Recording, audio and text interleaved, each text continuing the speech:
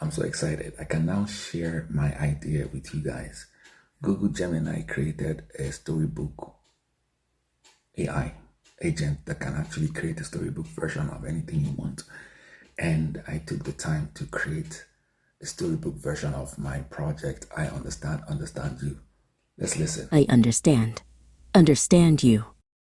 Alara was a master of the middle ground. Every day, her morning began not with coffee, but with a complex mental calculation. How to flatten the hills of her Nigerian English into the safe, neutral plains of standard corporate English. It was a tiring, invisible performance she called the daily switch. In the virtual room, there was Kiran from Mumbai, who spoke in fast, melodious bursts, Anya from London, whose words were clipped and precise, and David from Ohio, whose casual phrases felt like riddles. Ilara, the meeting's quiet anchor, used the full bandwidth of her brain just to keep up, listening not only for what was said, but for what was intended. But this constant code switching came at a heavy cost. Her shoulders were tight, her spirit a little worn. She was always on guard, worried that one true idiom, one phrase that felt like home, would slip out and be met with a confused silence. "I am seeing her tomorrow," she once said, and the meeting froze. One Tuesday, a new, tiny presence joined the meeting. It wasn't a speaker. It was a small, silent light in the corner of her screen, named I.O. I understand you. I.O. was a system designed to be an active listening facilitator, not a corrector. The next time Kiran said, "No issues, Yar," the meeting stalled. But before Anya could ask what Yar meant, the light of I.O. pulsed. A small, non-intrusive note appeared only on Anya's screen. Clarification. "It's fine, friend," a Hindi-derived term of endearment in Indian English. The interpretation was done in real time. It didn't force Kiran to switch to a universal word. It preserved the richness of Yar while simply clarifying the intent to the listener. It was not about correcting the speaker, but empowering the listener.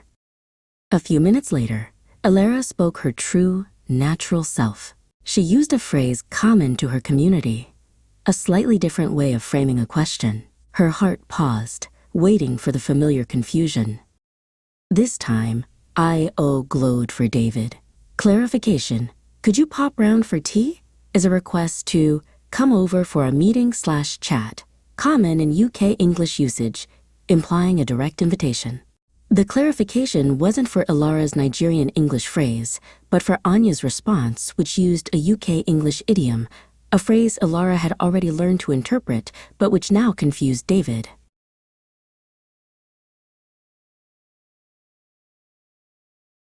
Ilara realized then, I.O. wasn't biased. It didn't enforce one standard English.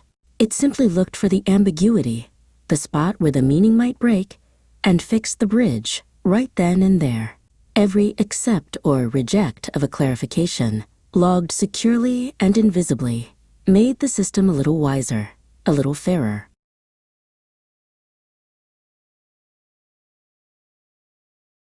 Ilara leaned back. The tension in her shoulders unwound. She was no longer a master of the middle ground, exhausted by the daily switch. She was just Ilara, a professional, a communicator, and now, finally, a participant whose words were not just heard, but truly understood. So you can see it's really fun. Now it gives a clearer picture of why I chose this project, because a lot of people say code switch, but code switching is exhausting. A lot of people talk about standard English. Standard English is discriminatory because which one is standard? Is it American or UK? Or is it Nigerian or Indian or Korean? What do you guys think?